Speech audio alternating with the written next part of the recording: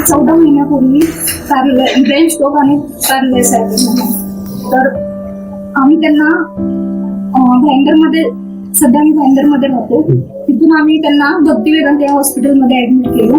20 दिवस हॉस्पिटलमध्ये ठेवले. त्याच्यानंतर घरी त्यांना एक साईड पूर्ण गेली होती त्यांची. नंतर आम्हाला जिजाऊ संस्थेचं म्हणजे कॉन्टॅक्ट नंबर भेटला, बस भेट होती.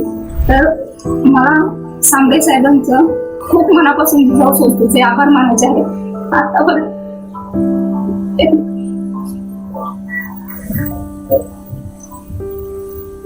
मला एवढंच सांगायचं, सर्वात पहिली प्रथम जी मदत आली ते आपल्या जिजाऊ संस्थेतून झाली. जिजाऊ संस्थेने सपोर्ट केलेला आहे त्यांच्या कामाबद्दल, तसंच मुलांच्या शिक्षणासाठी आर्थिक मदत पण खूप केलेली आहे. जिजाऊ संस्थेला मनापासून धन्यवाद आणि आभार मानतो.